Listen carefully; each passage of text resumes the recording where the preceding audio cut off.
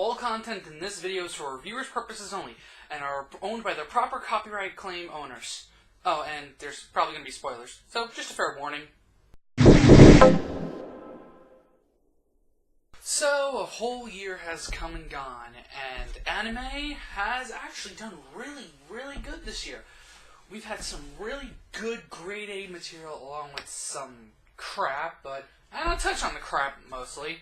So, for now, we're going to be going over a list. A top 10 list. A top 10 list of the best animes, my opinion of the best animes, of 2013. Now, before I can say anything else, let me just get this out of the way. This is my opinion. If an anime that's on there is that you liked, if an anime is on there that you did not like, tough shit. If an anime is not on there that you liked, tough shit. This is the stuff that I think was the best anime of 2013. That's why there's such thing as opinions, people. Also, this list will not cover anime that did not conclude this year. So if people are questioning why, say, Log Horizon's not on this list, it didn't end this year. Same with, say, like Strike the Blood. It didn't end this year. So, with that out of the way, let's get this list started. So starting out, number 10 on this list is GJBoo, or GJ Club. A great anime filled with lots of laughs. Every episode is pretty much self-contained. Only going back to previous episodes if the events or gags required, such as the St. White's Day event, or the hairbrushing gags. Oh god, those gags. Each character is developed just enough that you can pick a favorite and to enjoy pretty much. My personal favorites are Shion and Mao. And yes, by the way, I am looking at my iPad a lot. Again, script, can't help it.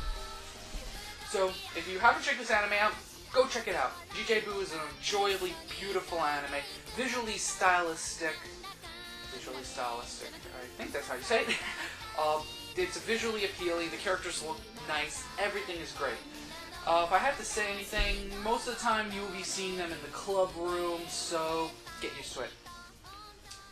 Number 9 on this list, Suisei no Gargantia, or Gargantia on the Verge's Planet. A great story, a great adventure. The mecha anime, this mecha anime is deserving of being called the best mecha anime of the year. The only thing keeping it so low on this list is the plot felt a little rushed near the end, especially how Leto... I'm not going to spoil that. But hey, it's getting a sequel, so who gives a crap? All the voice acting is great in this anime. All the characters look great. Chamber looked really nice. It's unique design for mechas that you barely see. A lot of mechas trying to either emulate Super Robot stylistics or Gundam stylistics. So, hey, it's great. Number 8 on the list, Gene wo Kakeru Taiyo. I loved this anime. The stylized animation, the plot, it was so good. Akari was a strong character, a little annoying at times, but in the very beginning, it's understandable. Overall, I thoroughly enjoyed this anime, always waiting in anticipation for the next episode. I just couldn't get enough of it. The characters, once again, looked great. The animation was crude, but it worked for it. With the implementation of the tarot cards, it felt a little bit like Persona, and I guess that's what just got me to enjoy it. And Werewolf Girl. Can't go wrong with that. Number 7, Date Alive. Being a man who loves his visual novels, this anime was an enjoyable watch all the way through. Sure, there were some moments where I facepalmed, but don't all animes have those at times? The animation was beautiful to the eye, and I loved all the spirits, admittedly some more than others. Kurumi! Anyway, this is a great anime, worth watching. If you have a Funimation account, go watch it. And please, Funimation, bring this anime over to the States. and I can't wait for the next season. Number 6, Fate Clay Liner Prism Elia. I'm widely known for my love of the Fate franchise. It's a solid franchise with great story, great drama, and amazing characters. Prism Elia is once again another masterpiece from Titan Moon, and I'm happy that they delivered. The only thing I wish of it was that it was a little bit longer. For once, I actually could say I would have wanted them to pad it out with an extra 2 episodes, just to give us that whole 12 episode completion. It really could have it really needed just that, like, random beach episode, though I think it did have that. I could be wrong, I don't 100% remember. I know the manga had it, but I think the manga had it in Spy, which we are getting to. Anyway, that's pretty much it. If you haven't watched it, go watch it. Once again, it's on Crunchyroll. Number 5, White Album 2. Just getting to its completion today, since today is December the 21st. White Album, who'd have thought that a visual novel-based anime that isn't a visual novel would have been on this list, or would be anywhere on my favorite animes list. White Album 2 is a breathtaking anime, each episode leaving you wanting to see more and more. Granted, as I said in my first impressions, I'd have preferred they did not show the concert going off without a problem in the beginning of episode 1, but that's not going to keep me from putting this amazing anime on the list. Another thing that I can kind of complain is, if episode 12 is the last episode, seeing as Wikipedia says it's only a 12 episode long anime, that ending of episode 12, what? Number 4, Hyori Neco-san Double, or W, Cycle, Joker! さあ、お前の罪を数えろ. Anyway, it's Nyaruko. Do I need to say more? If you haven't watched this season, or the first season, you don't need to watch the web shorts. Those have no continuity with the animes, but I still recommend watching them, nonetheless, for the lulz. Anyway, then go and watch them. You're doing yourself a disservice if you have not watched Hyori Neco-san or Hyori Neco-san Double. They're funny, they're heartwarming. This series just tickles you in all the right ways, and yes, I know that sounds dirty. The only thing keeping it from being higher is that season 2's ending just wasn't as good as season 1's. But still, go watch it. Number 3, Hataraku Mao-Sama. This anime really surprised me. I thought it was going to be bad when I watched the first half of the first episode. Yes, I know, I broke my own rule. Watch 3 episodes before you judge. But after taking a friend's advice and skipping straight to episode 2, I fell in love with it. All the characters are funny and easy to get attached to. You'll easily find one you like. Sato Mao and Lucifer. The story is well done, and overall I just can't gush about it anymore. I gushed about it enough back in my final impressions of the spring animes. The spring anime? Yeah, it was spring anime. The story is well done, and overall I just can't gush about it anymore. I just said that. Go watch the anime. Just go and watch it. It's on Funimation. Go watch it. Number 2, Mondaiji tachi ga isekai kara kuru sou desu yo, or The Problem Children Are Coming from Another World. Oh my god. Who would have thought that an anime that only has 10 episodes, for Asamelia, could have been done so good? You'd think it'd feel rushed, but it really doesn't. All 4 of the main characters, Izayoi, Kurosagi, Asuka, and Kusakabe, are hilariously enjoyable, as are many of the background characters. I couldn't I could find it hard to pick any to hate that weren't designed to be hated.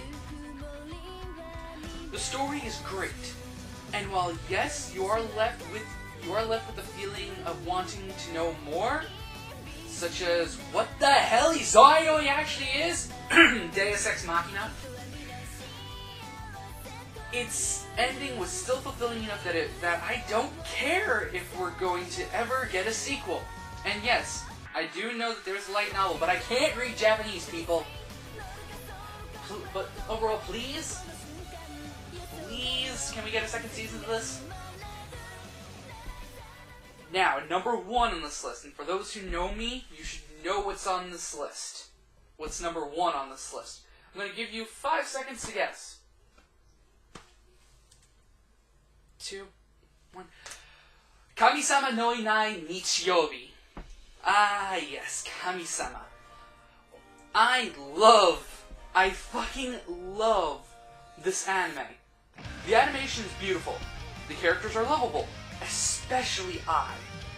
The story is breathtaking and heart-wrenching. Kizuna!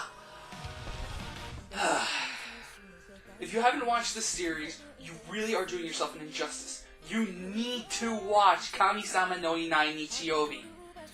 Yes, it sucks that it's only 12 episodes, but since it's an ongoing story, still, there is hope for a sequel. I won't drag on about this. I already did a review, so check it out. So check that out in the link below. But overall, you must watch this anime. I cannot stress it enough. Go and watch Kamisama no inai Nichiyobi, Sunday Without God. It is amazing. So that's pretty much it for my top 10. But before we go, there's a couple of other shows I do want to mention because while they are good, they just weren't top 10 material. So here's a couple of honorable mentions.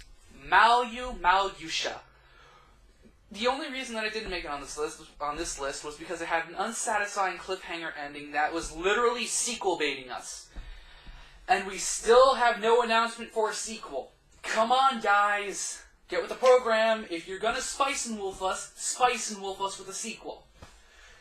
Maoyusha feels a lot like Spice and Wolf. So, yeah.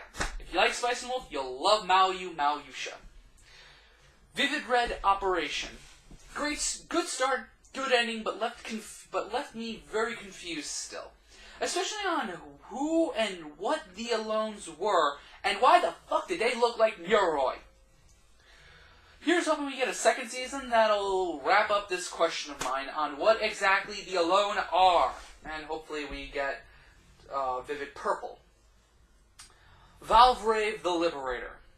The second season fixed a lot of the issues with the first season, from what I can tell. I'm behind on it, unfortunately.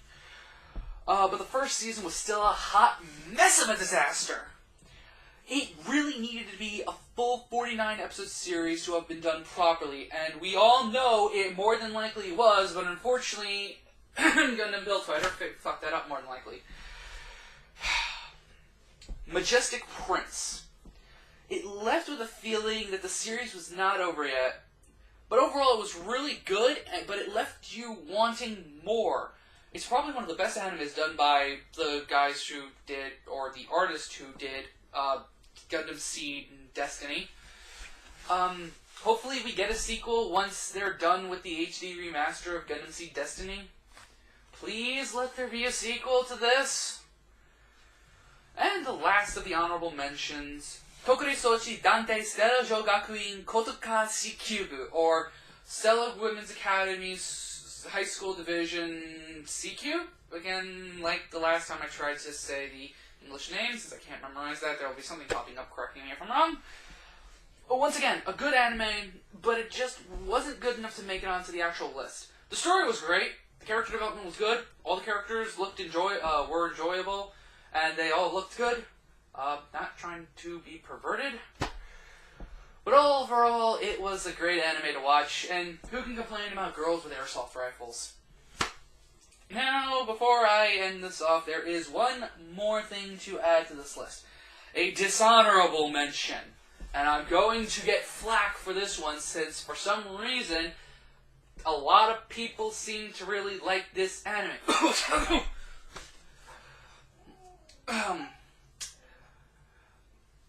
This anime is Nyokome.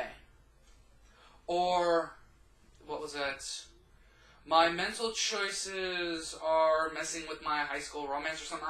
Something will pop up. How do I explain this? Basically, like I said, I'm going to get flack for this. But to me, this anime just ended up as a disaster. I came in really interested to this anime, wondering about the power of absolute choice, and in the end, it just wasn't what I was expecting, and I felt very unclean. And this is coming from a guy who can take and enjoy some really good fan service animes. Hello, Sakure. But everything just felt forced most of the time, and overall, it just wasn't good. I felt like it was trying to be a serious anime with a plot, but in the end, it was just fan service eye candy. So, that's pretty much it for this list. Take it as you will. Love it or hate it, that's my opinion. And if you can't accept it, why'd you watch someone else's opinions? Look, this is GundamLegacyExtreme signing out, and I'll see you all next time, people. Peace.